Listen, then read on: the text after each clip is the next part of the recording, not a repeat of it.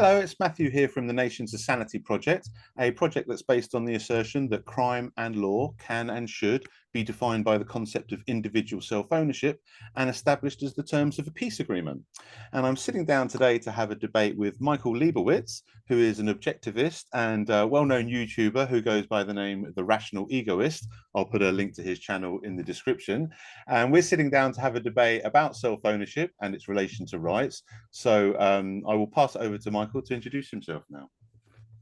Well, as you said, my name is Michael Liebowitz. I host a podcast called The Rational Egoist. It's available wherever you get your podcasts. I also co-host with Mark Pellegrino, The Capitalist Corner, every day at 9 Pacific, 12 Eastern on YouTube. It's live streamed, but of course you can go back and watch past episodes if you would like. We discuss current events from a pro-capitalist perspective.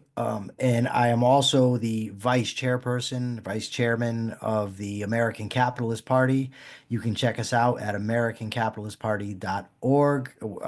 Our foundation is individual rights, individualism, pro-capitalism. I think you'll like it. So check us out. Great. Okay. Basically, as I say, the debate is about self-ownership and its relation to rights. I was going to title it something along the lines of "Do rights require self-ownership?" with me saying yes, they do, and I think Michael says no, they don't.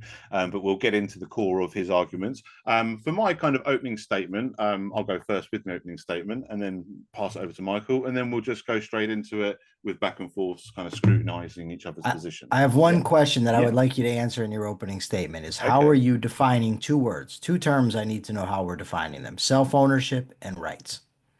Okay, yeah, that works for me. Okay, right, well, I'll kick straight off. Okay, so self-ownership, when I talk about self-ownership, I'm talking about rights and responsibility. So basically saying that you have right over only your own self. And the reason why I say ownership rather than just sort of say self-rights is ownership also encompasses the responsibility. So you have right over yourself and you're responsible for yourself. So that's what I think encapsulates ownership. Generally speaking, and rights are entitlements. And for the purpose of our conversation, we're talking about moral entitlements. We're talking about having a conversation about. I think we are anyway having a conversation about morality here in the context, because obviously there's things like legal rights, and we could talk about what your rights are in Australia as opposed to your rights in Saudi Arabia or something like that. But I think, this is something obviously I'll clarify with Michael as we go along, but I think we're both of the mind that when we're talking about rights, we're talking about the context of moral rights. So rights basically is just entitlements. And in this context, we're talking about what you're morally entitled to. So that kind of gets into the kind of philosophical aspects of what are rights from a moral point of view, what is morality, what's right and wrong. And I think that basically self-ownership is the only coherent foundation for rights. I mean, kind of obvious observations are things like, it's kind of incoherent to say you have right over anything if you don't have right over yourself.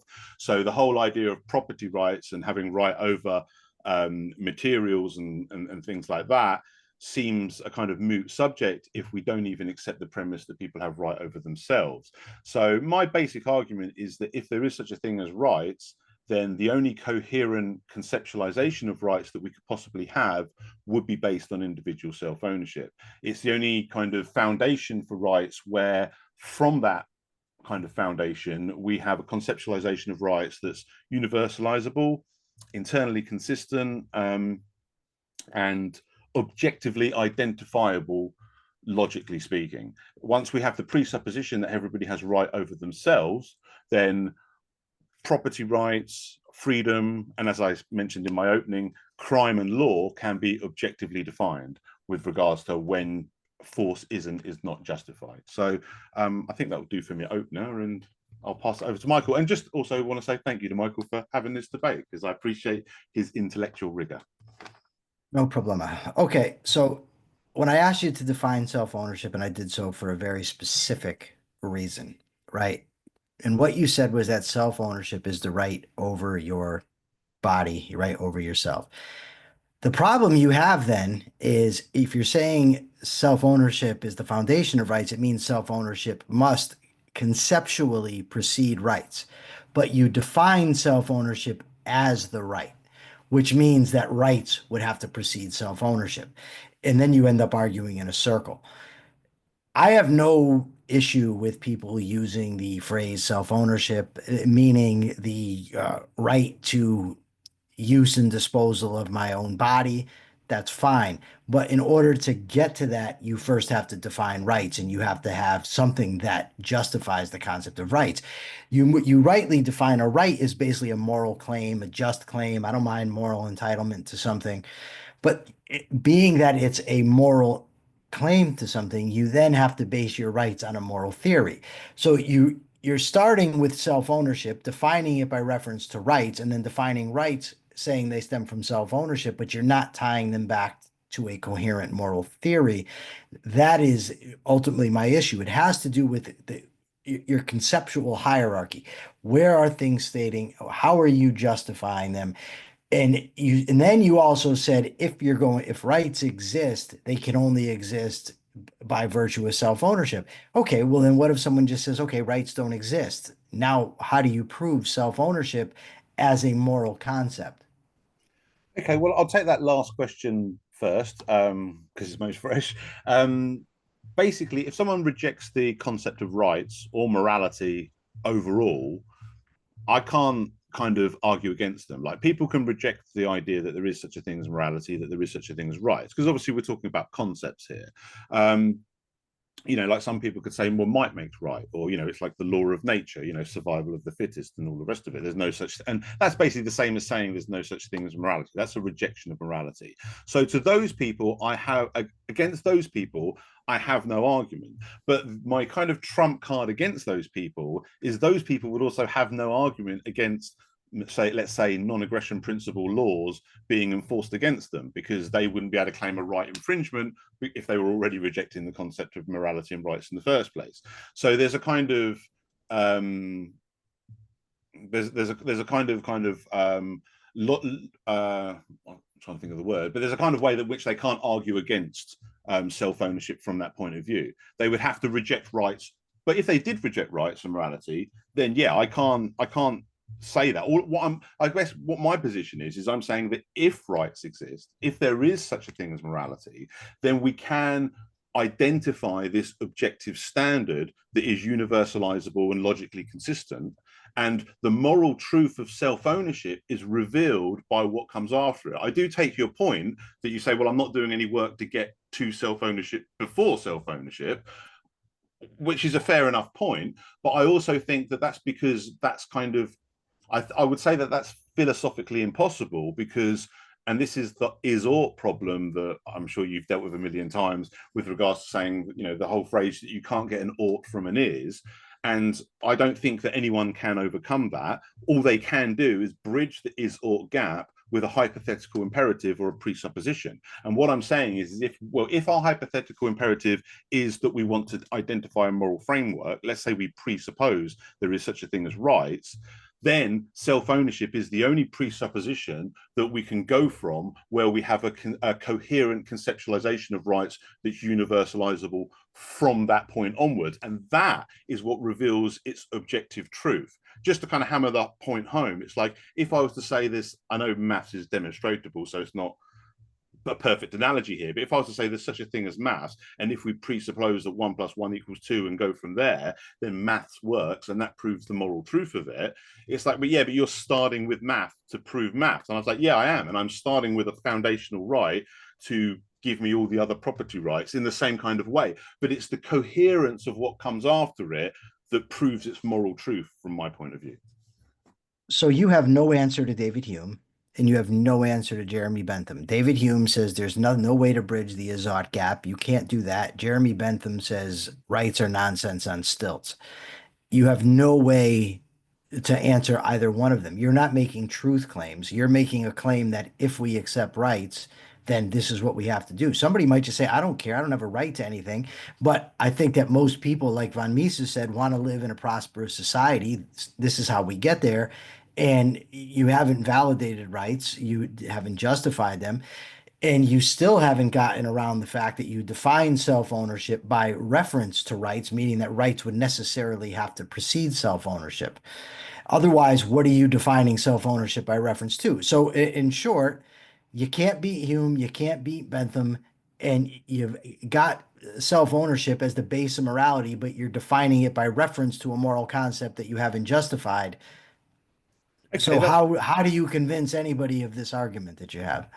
well, that's a fair comment, but I mean, I suppose probably a more precise way of saying it would be to say that I'm getting property rights from self-ownership, which is I don't consider self-ownership as a property right because people aren't property. So I consider it as a kind of a foundational right that gives way to our other rights, like our property rights. But Sorry, go on. But I mean, that's just a no, go ahead. linguistic No, no, thing. go That's ahead. Go Yeah, I ahead. mean, that's just kind of a linguistic thing. It's like Well, but sorry, go on. Well, it's not because the words that we use have reference in reality. If we're speaking properly, if our concepts are formed properly. And property rights, okay, property rights, but that's still a moral claim to property. Yeah. You haven't done away with the problem. You still haven't had a reference to rights that precede self-ownership. And ownership only makes sense with reference to property. It literally means to own property. So if you're saying, how do I own something, but it's not my property? That doesn't make sense. Well, because I mean, again, like I say, this may be like a different use of language, but from the way I think of property is like people aren't property. Like the whole kind of slave thing. Like slaves I aren't got property. it, but Matthew, that's one of the objections people make to the concept of self-ownership is that people can't be property. Well, I mean, I think that's a bit of a kind of I don't know what the word is for it, but it's kind of um, a misunderstanding. And don't get me wrong, I've heard like ANCAPs and people who are proponents of self-ownership call it a property right. They say, it's like it's the original property right or whatever. But I don't jive with that language because I think there's a distinction between people and property. Like because the thing is our right over ourselves is inalienable. We can't transfer it over to somebody else, whereas right over property we can. Property is kind of a separate thing. And I don't think it applies to beings. It doesn't apply to sentient beings. It applies to objects.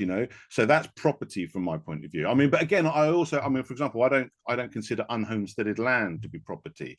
You know what I mean? Like, so when people talk about unowned and owned property, so that's what I'm talking about. Like, maybe my language is a bit different to how you kind of speak it, but for me property is like, like, well, so ownership, I disagree with you when you say ownership must mean you're talking about property because Well, give an example. Give me an example where you own something that is not your property. self-ownership No, but that you see what I'm saying? So, but you have to get there first. You can't just say, well, there's self-ownership. That's an example. Ownership means something. Well, your So ownership what means does it right. mean? It means right and responsibility. It can pertain to property. Like I have right and responsibility over that car. That's my car. But I also have right and responsibility over myself. I belong to myself, but I'm not property. My car is property. So that's why I don't consider my self-ownership as a property right. Now, other This is people's destroying the libertarian concept well, of it's not. It's just self-ownership. using slightly different language to describe the same thing. Like I've spoken to Stefan Kinsella about this, and he does talk about self-ownership as a property right, and I don't. But we're both saying the same thing. We're just using slightly different language because I don't like to use the word property when applying to people because of the distinction between people and property that I mentioned before. So it's just it doesn't. I mean, but just to get back to your fundamental criticism, because I do take your point, and I'm not denying it that I'm not doing any work before self-ownership or before rights. I'm presupposing there and then starting off from there and saying that I'm justifying it after the fact by the fact that it's coherent from that point onwards. But my rebuttal to your criticism on that is to say that like your criticism that I am not bridging the is or gap, like I'm not defeating Hume, that's because he can't be defeated. That's my point. Like I don't think you can defeat him either, and I'll invite you to do so. No, But we've already debated that. But if then your argument is baseless. You're conceding it. You're making a moral argument while saying there can be no morality. You're saying you can have ownership, but you can't, but it's not property because you don't like to think of humans as property. And you're saying it's just linguistic. But the bottom line is that when you're discussing things, either when you're forming concepts in your own mind or you're communicating them to other people, these words mean things. mm, And if I, my the whole conversation started because I made a post on social media that said Rothbard was wrong in two cases, that self-ownership is the foundation of rights and that all rights are property rights. I'm taking him when he uses those words to mean what they traditionally mean, how they're conceptualized. You said, I'll debate this. So you're taking on that, but now you're saying, well, no, ownership doesn't actually mean ownership of property. And so all rights are not property rights. But that goes against the very heart of the point that I originally made. If you're just going to use terms in a different way from how everybody else uses them, well, then Well, what can I no, say? well, yeah, but okay, but you said there's two parts to what you're disputing with Rothbard. I mean, I'm unequivocally debating the first part, as you've asked, like the self ownership as a foundation for rights, and I'm saying it is, and you're saying it isn't. But The but you're whole, not, Matthew. You're not, because then you're defining self-ownership by reference to rights. What is self-ownership? It's the right. Well, then you have to have something that you're referring to when you define it according to rights. It can't be the foundation for but rights. how's that any different to basing math in math? Because well, in math, you might start. I don't know what you mean by basing math in math. I mean, if you're saying 1 + 1 = 2, well, I can take this is one, this is one. I put them together. There's two, and I have them. But you're not defining math by reference to math. You're defining self-ownership by reference to rights, but Okay, you don't have a theory of rights. I have no problem. This is why I said if somebody wants to say that they own themselves, I don't really care, right? There's some problems do come up in the realm of, well, can you sell yourself? And you'd have to say, well, no, there's that limitation. Or maybe you'd say, yes, you actually can sell yourself. I mean, you certainly can rent yourself out in terms of labor and things of that nature, right? But unless you have rights first, property rights have to be justified by reference to another right. And that in turn has to be justified by reference to morality. But you said there is no morality. But then you lost the argument. I didn't say there is no You said morality. there's no objective morality. You're not saying that people don't have moral theories, but if you want to convince somebody of your libertarianism specifically is not utilitarian. It's specifically normative. It has to do with ethics. But you've said Hume is right. If Hume is right, there's no such thing as rights. Then Bentham is right. Rights are nonsense and stilts. I happen to fundamentally disagree with both of them. But if I were to make the argument that you and I already had, and I have no interest in doing it now, I would tie it back to an ethical theory that would, from there, be tied back to an epistemological theory, so that once I get to the point where I'm saying a human being owns themselves and I define self-ownership as a right, I know what a right is and I know what their source is. But you're not doing that. But my point is, and I don't want to retread our previous conversations too much, but the point that I don't think you ever really addressed in that was the fact that what you're saying I'm not doing, you're also not able to do because it can't be done. Like I'm Okay, saying Hume but that's cannot be defeated fine. in that But sense. okay, but Matthew, the point of this discussion was you said you were going to justify self-ownership and all rights as property rights. Whether I can do it or not is irrelevant. That's not what we're here to debate. We're here to debate whether Rothbard was right or whether he was wrong. Yeah. That's what I wanted to debate, and you're conceding that he's wrong. Well, I'm not because I think you're slightly mischaracterizing that because what I'm saying is I can't say to you I can't objectively demonstrate that rights like are the rights are a thing that morality is a thing. But what I can say objectively is that if rights are a thing, if we presuppose rights, then self ownership reveals itself as like the only coherent foundation for rights. So that's why I say Rothbard is correct to say that self-ownership is the But foundation that's for not rights. Rothbard's position. Rothbard absolutely believed in objective morality. Okay. Rothbard absolutely said self-ownership is the foundation of rights, and he absolutely said that all rights are property rights. But even if we just go by what you're saying, you still don't make your case because you're defining self-ownership by reference to rights. You're saying self-ownership is the right to your body, the right to do this, the right to do that. But what are these rights you're talking about? Where do they come from? Well, but what I'm saying is the reason why I'm saying self-ownership is the foundation for rights is because I'm saying that if rights exist, they can only coherently exist based on self-ownership. So what But I'm then you saying have is, to define self-ownership another way, Matthew. but what not necessarily. I don't think so because I mean to go back to the maths thing again, you don't have that problem if it when it comes to justifying math with math. You have a mathematic Define math foundation. for me. Define math. Give me your definition of math. Let's see if the analogy works. Define math. Okay, so math would be like, well, I don't know how to define math. Well, it's like um,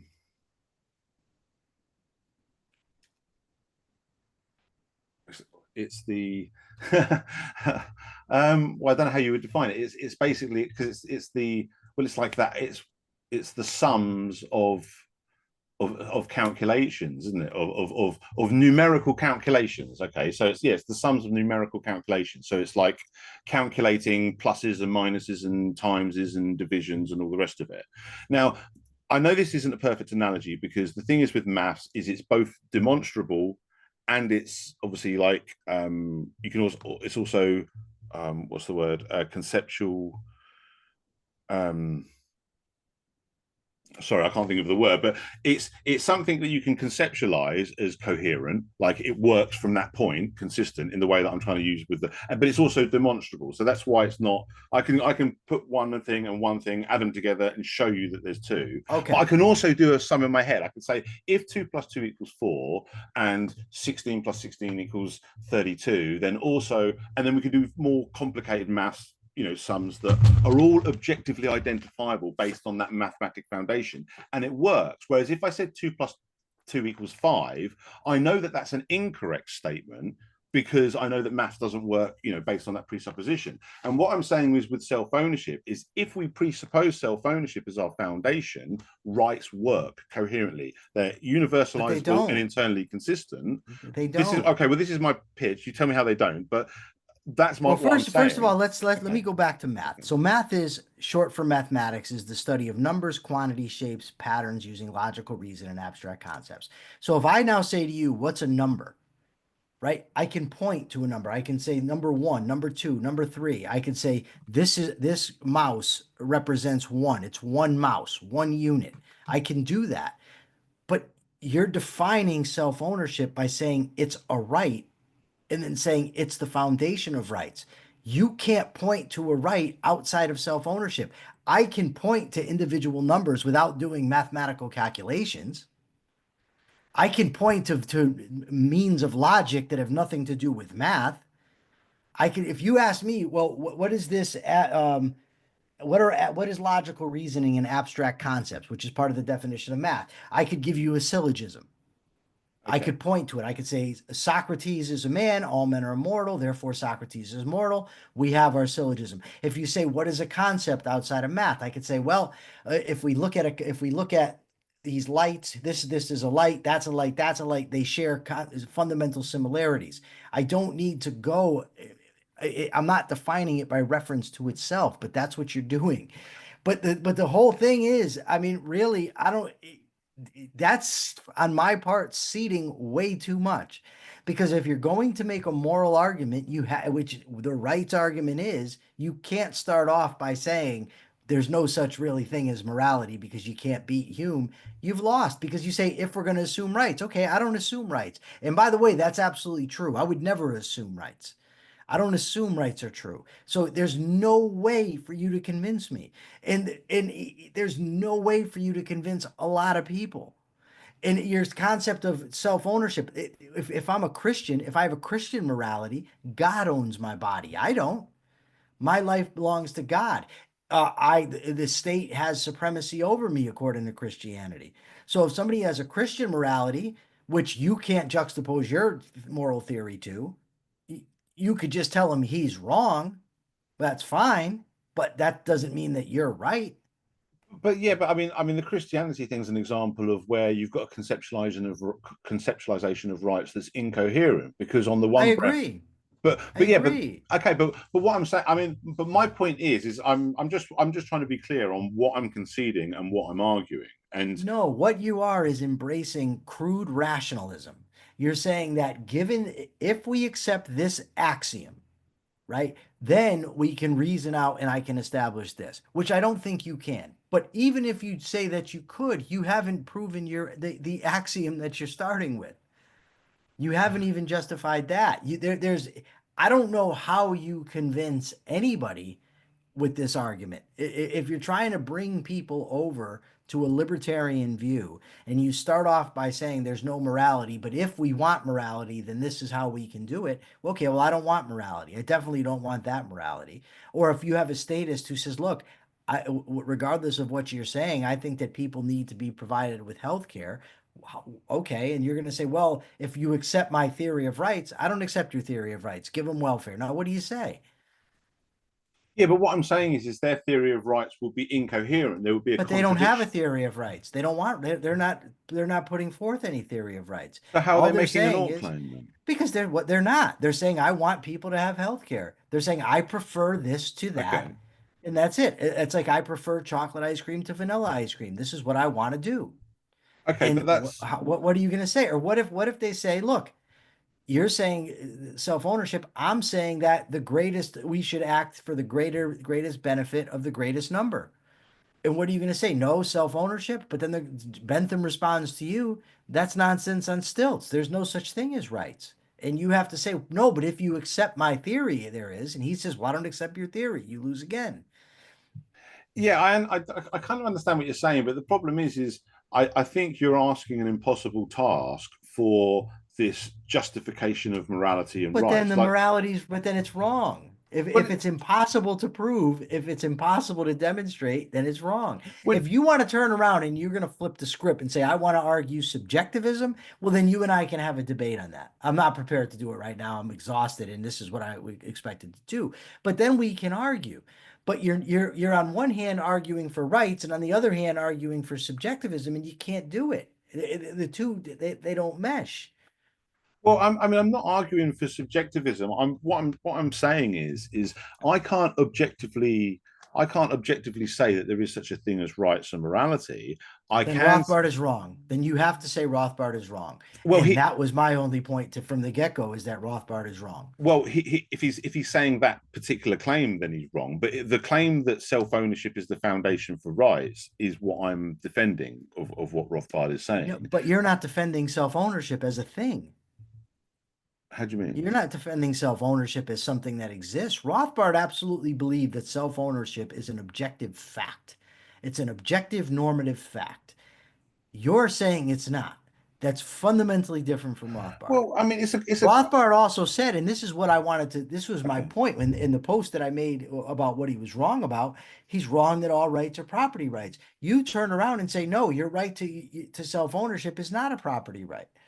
But then that defeats the idea of ownership because ownership means owning property. It doesn't, otherwise, Well, what does ownership mean? yeah, I mean, the reason why I don't quibble with him over that is because I feel like I understand what he means. And it's just, like I say, a difference in language. I don't want to call people property. So I make that distinction between But what self-ownership, does but it's that still a have to do with right. knowledge, Matthew? Matthew, what does it have to do with, like, if I were to say to you, I don't want to call this a book, you would think it was ludicrous. And anything, I don't want to believe people can get sick. Okay, so I'm going to hold the people and get sick. You're saying I don't want to call people property. That But I'm not type of just saying, language, that type of thinking has no role well, in no, the truth. no, hold on. No, I have valid reasons why I don't call. It's not like I I'm don't not want to. saying but they're all normative. But All what? everyone you're going to give are normatives that you can't then justify because you don't believe in the normative claims that can Well, no, cost no, them his no, own no. cab. Sorry, no. Let me just clarify this. What I'm saying is my disagreement with Rothbard on the all rights are property rights thing is really just a disagreement, and I think he's being imprecise with his language. And the reason why I don't agree with that exact wording is because, like I say, is that distinction between people and property. But I also understand that he's talking about them all coming from the same fundamental right of individual self-ownership, which he just calls another property right. I don't, like I say, because of the property distinction, but I still agree with the general thought that it's all connected as the same kind of foundation of rights. My point is from individual self-ownership, this is how I was likening it to the math thing. I understand that it's demonstrable maths, but it's also identifiable through logical abstraction. You can do the calculations in your head and logically work it out. And what I'm saying is with self-ownership, we have a logical, coherent, universalizable, internally consistent moral framework with You self-ownership. don't. Without it, How? we don't. Well, because how can you have How? because how can you have How right? do you hold on? How is it coherent? to assert that you own yourself, but yourself is not property, to assert that ownership entails the right, but ownership is the source of rights. How is that not incoherent? My argument would be straightforward. You have a right to life. What does right to life mean? The right to life means the right to think and to take the actions that I deem necessary to sustain myself, to better my life. Then nobody has the right to initiate force against me. From that, if I have the right to take the actions that are necessary to sustain my life, then I obviously, in order to sustain my life, I need to be able to acquire property. That's how I get property rights then become an extension of the right to life. Rothbard did not want to hold up there was a right to life, which is why he went to self-ownership.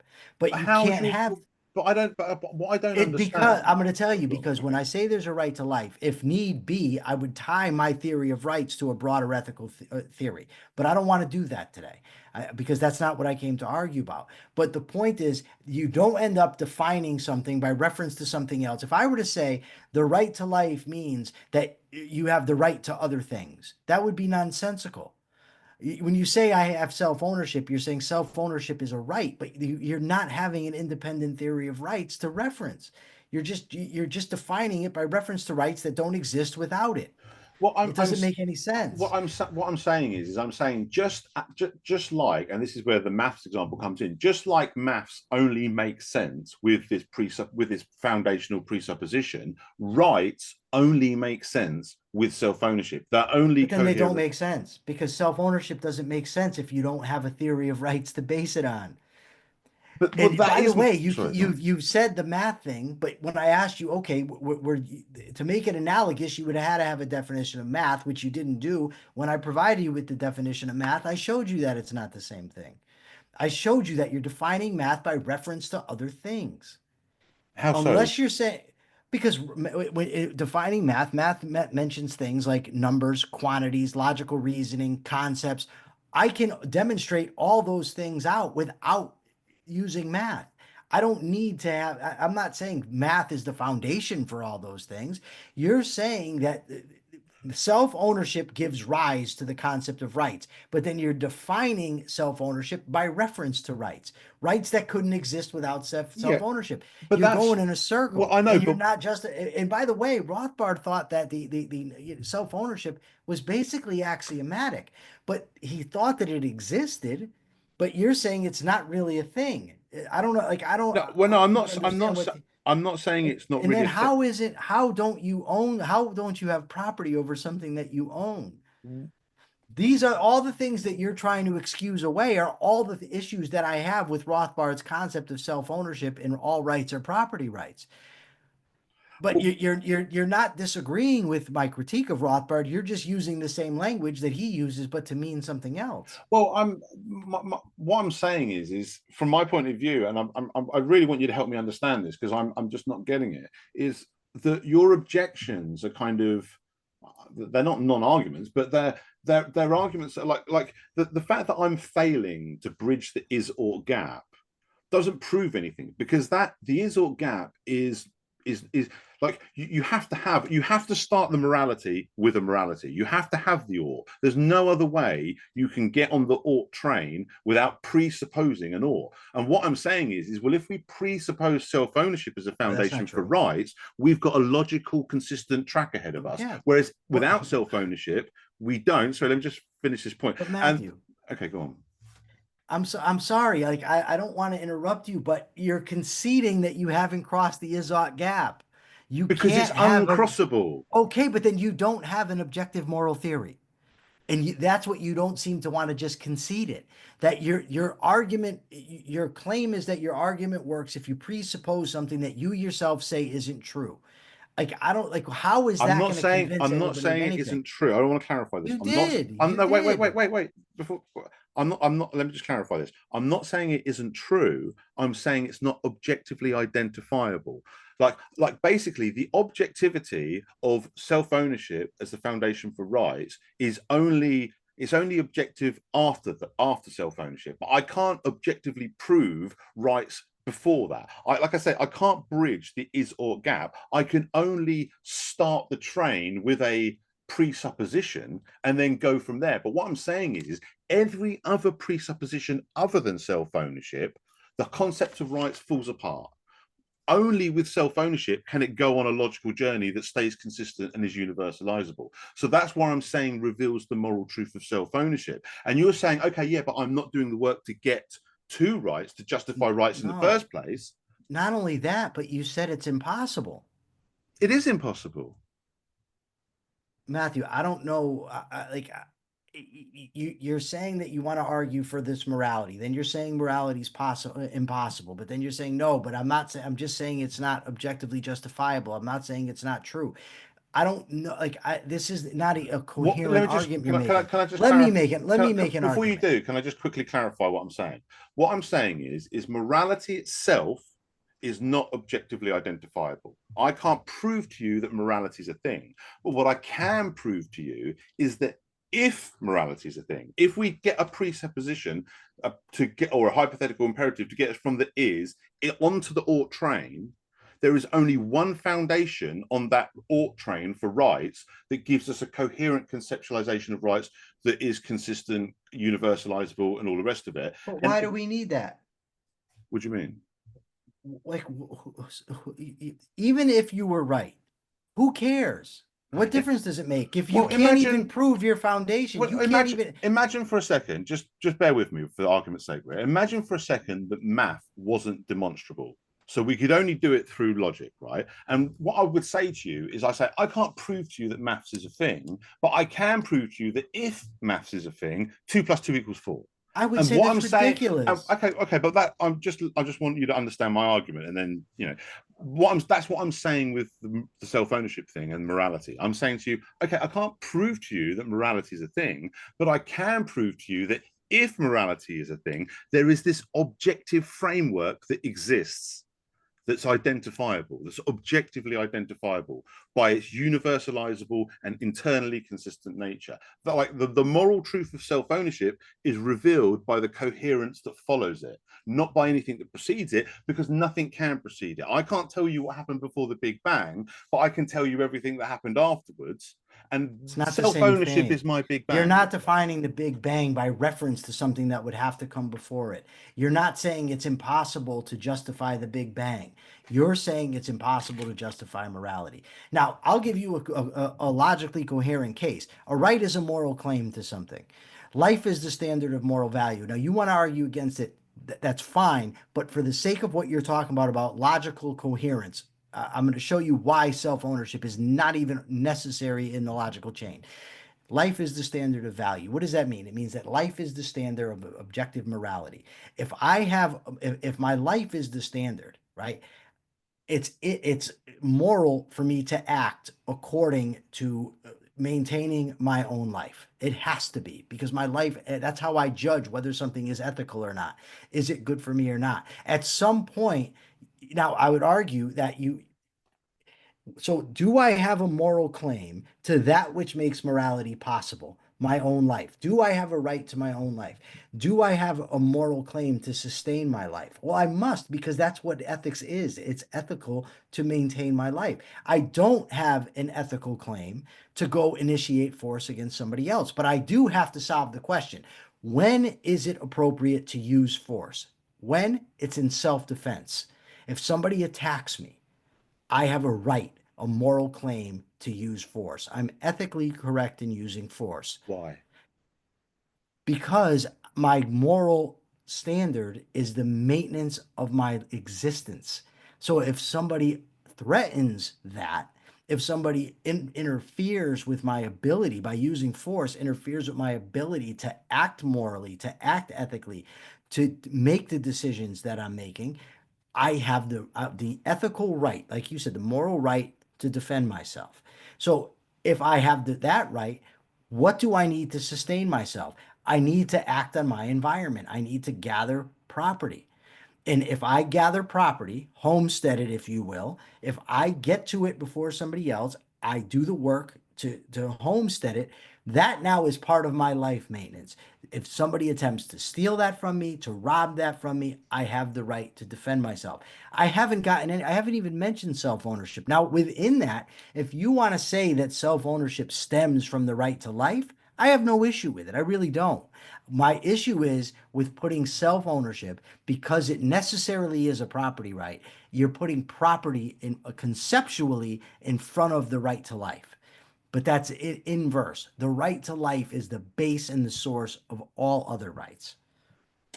Okay, I've got two kind of issues, sort of slash questions with that. One is why, like, because you started off with the presupposition of the right to life, and I don't see. Only because, but Matt, hold on, I got to clarify this for you. I have no, I came on to argue against Rothbard's theory of self-ownership and property rights because you did not make a case for it, because you're not even trying to. But then you switched it and said, yeah, but this is the only thing that's coherent. I'm saying, no, this is coherent. I'm not going to try to justify life as a standard of value right now. All I'm Okay, doing is showing you that it coherently leads to a system of rights without needing the concept of self-ownership. That's my only purpose in doing that right now, is but to demonstrate that okay. if life is the standard of value, I have to have a right to that which makes morality possible, and I have to figure out when would it be appropriate for me to use force to sustain my life. And the only answer is if somebody uses force against me or against my property. That's what it means to have a moral claim to something. If I have a moral claim to something, it's two sides of the same coin. If I can use force to defend myself, I have a moral claim to that which I'm defending. If I have a moral claim to something, I have a right to use force to defend it if it's physically attacked, if somebody tries to take it from me, etc., etc. I'm only trying to demonstrate the coherence. But it shouldn't even be necessary, but we had to do a show. I mean, you know what I mean? So I don't want to just end it. So I was willing to go that far. But I don't want to get into a whole debate on morality again because we already did it. Yeah, okay. I mean, I don't. I'm sorry, I didn't mean to mislead you with regards to the No, topic no, of no, the no, no. debate. I Matthew, listen, I think you're a very nice guy. I like you. You're always respectful online and here. I think it's great. I just think that you need to rethink this topic and come up with a more coherent position because the whole point was to make the normative case for self-ownership. But I could just end the discussion and say, "Oh, you're saying that you can't cross the Izot gap? Okay, we have no problem then, because I don't think you can either with that." And then what anything else after that doesn't matter. You have if you were arguing with Ludwig von Mises, a utilitarian economist who believed in, for the most part, the same types of policies you do, you're finished. Because he just says, look, all I'm saying to you is that most people prefer to live this way. And if this is the way that people prefer to live, if this is the way for them to get there. You don't need the concepts of rights. You don't need the concept of self-ownership. None of it. All you have to do is say most people want to live this way. How can they get it? That's it. And you've lost.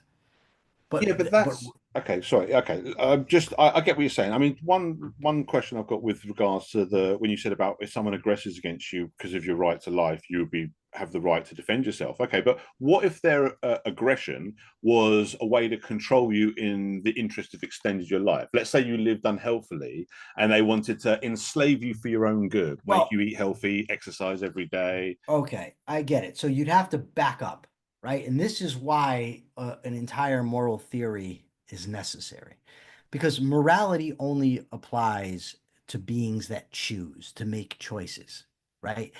Plants, animals don't need morality. They act automatically within their knowledge. Human beings don't have to, right? We have to figure out what to do. Should I eat steak? Should I eat vegetables? Should I exercise? That's the only reason we even need morality. Something that is not chosen has no moral import. So you can't make me act morally because you're obviating my freedom of choice. Choice is the precondition of morality. If you're making me do it, the action has no moral import. It's only if I choose it. If I don't, I mean, I can choose wrongly and act against my interest and act against my life. But if you force me, then you're acting unethically because you're robbing me, you're depriving me of my ability to even make moral decisions. The freedom of choice precedes morality. It doesn't come after it. It's not separate from it. It's an integral part of it. It doesn't like you can be you can have the freedom to choose without invoking morality. Like it doesn't imply morality necessarily, does it? Like if What do you you mean want, by what do you mean by that? well, for example, like when you say about, I mean, I think animals have the capacity to choose as much as people do, but my point is we can make choices that aren't moral choices. They're just choices to serve a particular end, but that doesn't Give me mean an that there's a example. moral justification. Well, anything. I mean, Give me an example. well, like a rapist might decide he wants to rape somebody, so he does. You know what I mean? That's his choice. That's his end. And you no, that's his choice. Hmm. Okay, so that's why I asked. No, you can act immorally, But what of makes it course. immoral? That's the point. What makes it immoral, and this is what I don't want to get into, but you ultimately have to justify a theory of morality always by reference to facts. The fact is that human beings, our means of survival is reason. That's how we survive, right? That idea precedes the concept of morality. Our conceptual faculty, our ability to reason, our use of reason has to be done by choice. It doesn't work automatically. I have to choose to put in the effort to think. I have to choose to put in the effort to decide which choice is actually going to serve my life, right? So within that, then you see, okay, you know from logic contradictions can't exist, right? Yeah. So you say, okay, and we know that human beings, that actions I take right now can redound across decades, even, 50, 60, 70 years from now, things I do right now. So I have to think ahead. I can't just think based on the moment, based on what I immediately desire. So I would say, well, okay, there's one. If a guy rapes a woman, there's a good chance he's acting in contradiction, right? He holds in his head, he doesn't want to do this. He doesn't want this to happen to him. I mean, so he's treating people differently than how he would like to be treated. So there's a contradiction there. Also, ethics needs to be applicable for everybody. Otherwise, it's not an ethical theory. And clearly, you can't have everybody running around raping. But also, there's the fact that he's not acting in his own interest because he's putting himself at so many risks, right? He's committing a rape. He doesn't know the woman. Maybe the woman has HIV. Maybe she has herpes, gonorrhea, whatever. He can catch that. Maybe she's got a knife, a gun, a mace, whatever that can hurt him. Maybe she's got a boyfriend, somebody else that comes along, kills him, or just a bystander that does it. Maybe she identifies him and he ends up in prison for decades for this rape. The point is that you have to conceptualize the principles that are most likely to further your life. Now, obviously he can get away with the rape. That does happen. But life is about probabilities. Eating healthy and exercise is most likely to sustain your life over the long term. You can eat healthy and exercise and still die of a heart attack. That doesn't then mean you say, okay, I recommend that you eat unhealthy and lay on the couch all day. And it's similar with the rapist or with what the prudent predator, as David Friedman calls him. But we're really far afield here from the original discussion. I understand that. I mean, but the point I was trying to make is the justification, and perhaps you feel like your point hasn't been rebutted because of what I am sort of asserting here, because I am conceding that you can't bridge the is-ought gap, and if you say okay, well then we all go home, then fair enough. But my point is, and what I was arguing, and what I'm still arguing, is that you that's just a fact. That's just a simple philosophical fact that I don't think you or anybody else could dispute. You can't bridge the is-ought gap. You need an ought, you need a hypothetical imperative, you need a presupposition. So you do have to start the morality train with morality, like you have to start the mathematics train with maths. You have to have a foundation that is what it's following on from. I know you think Okay, that's circular, well, but Matthew, what if somebody says my hypothetical for morality is everybody should act to maximize the well-being of everybody else? That's how people should that's what people should do. An action is moral to the extent that it maximizes the happiness of the most amount of people. Okay, he can act completely consistent within that framework, even to the point of killing himself if it's going to make more people happy. So how do you beat him? well, I mean, funny enough, I made this point in a recent video where I was talking about the difference between the golden rule and the non-aggression principle, basically making the point that the non-aggression principle does not require the golden rule, but the golden rule does require the non-aggression principle. Like, it's within it, but it obviously goes beyond it. But you have to obey the non-aggression principle within the framework of the golden rule. Whereas The golden rule does not require the non-aggression principle. That's easily provably false. go on. You have a masochist.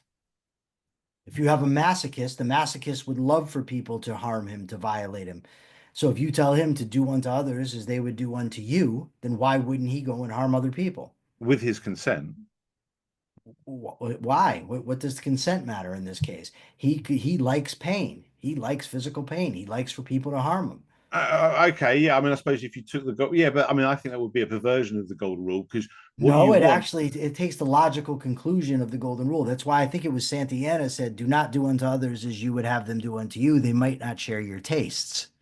Well, yeah, but the do unto others as you would do unto your, as you would have them do unto you, isn't about a specific thing. It isn't, oh, I like chocolate ice cream, so you should force feed chocolate ice cream to other people, because it's like, I want someone to, perhaps I would like it for someone to offer me things I like, which is chocolate ice cream, and have the option of having that chocolate ice cream, and other people, so I should offer them chocolate ice cream. But it's not like, I mean, all right, yeah, if I'm a masochist, then I want to be force fed, but that's because I want that. So it's like, I want somebody Okay. to fulfill my pleasure. So I still think it would be. If you're a Christian and you Yeah. believe that by believing in Jesus Christ, you're going to get eternal salvation, if you did not believe in Jesus, would you not want somebody to compel you to? Because that's going to save your No, soul. because it would rob me of the virtue, wouldn't it? I mean, you said it yourself. They're not, no, but they told them, but Christians aren't worried about virtue. They're worried about faith in Jesus. So the point is to accept Jesus. So Well, yeah, but that's a voluntary thing, isn't it? If someone's forcing you to no, accept. it is, but there could be a situation where somebody locks you in a room and makes you read a Bible, and that would do it. I mean, you know what I mean? Maybe you do that and come to believe in Jesus. This is a very real thing. I mean, people have used the golden rule to justify atrocities because the idea is you would want somebody to save your soul, therefore you go and save theirs. I'm just saying it's not a philosophically coherent principle. Okay. Well, yeah, but I mean, but the point I was making about the golden rule is that, as much as I personally, despite what you said, I like the golden rule. It is something that, but I can't prove that objectively. That's completely subjective. Whereas the non-aggression principle, I can prove objectively, No, you only cannot. only by No, you can't. only by its coherence. Well, I feel like I can by its coherence, but my point is the is ought gap can't be bridged. You have to start the ought train with an ought. And what I'm saying is if your ought is individual self-ownership, then rights work from that point. And every example you've given me of why you would have a right to defend yourself against someone aggressing you, it only works if you go by the concept of individual self-ownership. If you invoke like the right to life. Individual rights. Right to life does it. And the Well, reason right to that life this is doesn't do it, because they could act against you, but for your benefit. They could, like, you might like to go to McDonald's and they might not let you go to no, McDonald's. no, And no. I have the right to make, I have the right to choose. By saying that I have the right to life, it means I have the right to choose those things that I judge to be the best for me. It doesn't mean everybody else gets to judge but to why do do you have what's the best right to for me. choose absent self-ownership? Because you have the right to life, and to maintain your life necessitates choice. Over the long term, you're a human being with a conceptual faculty who has to be able to project far into the future. That's what human life is. But but it doesn't matter. It doesn't matter to me, because once you've said you can't cross the Izok gap, the argument collapses. I don't care if it's coherent. I don't care, for instance, you could construct a syllogism, and the syllogism says, Michael's a tiger, all tigers can fly, therefore Michael can fly. That's internally coherent. Who cares? Every premise in it is false. So it Okay, but doesn't matter. I mean, I could construct 1,000 syllogisms like that, where I postulate things that aren't true, but I can make a logically coherent argument out of them, but it doesn't matter because the premises are false. what premise is false, though? The premise is self-ownership. You're putting it out there without justifying it. It's not a real thing. Well, I'm just It's just being put there to justify rights. okay.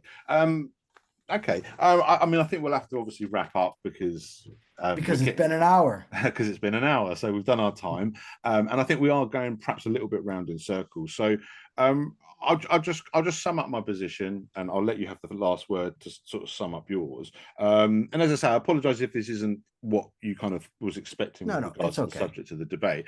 But You're a great guy, Matthew. I have no problem with you. no, no, no, I appreciate that. And I appreciate you giving me your time. But I just want to clarify my point. And then like I said, I'll give you your final thing. So, what I was attempting to justify with regards to self ownership was to justify it from self ownership onwards. To say that if we presuppose self ownership, then rights work. They're coherent. They're universalizable. They're consistent. They're logically identifiable. If you have right over you and I have right over me, murder, rape, theft, assault, slavery are all objectively identifiable as crimes. And I do think that although I do take your point, like I say, and I've taken that from the very beginning, I'm not going to pretend that I can justify why we should even have rights. The person who rejects rights and morality, I can't argue with him. But the person that says, well, let's presuppose there is such a thing as rights and morality, and this is what I think rights and morality are, then I can have an argument with them. Because once rights is in the conversation, I can demonstrate that self-ownership is the only coherent foundation for rights going forward. And like I say, property rights, how we decide that you own something, how we decide whether I have the right to use force against you, all of those things are objectively identifiable, and the principle is universalizable and all the rest of it. But I do fully take your point that I'm not doing the justification to get to rights in the first place. But that's because I think that's an impossible task. I think Hume was correct. You can't get an ought from an is. You have to have an ought to start your ought train, some kind of we want to have a conceptualization. We presuppose rights, we presuppose morality. You have to do that, and I think everyone's idea of rights would have to do that. So that's my justification for self-ownership. It's the All right. coherence that follows on from it.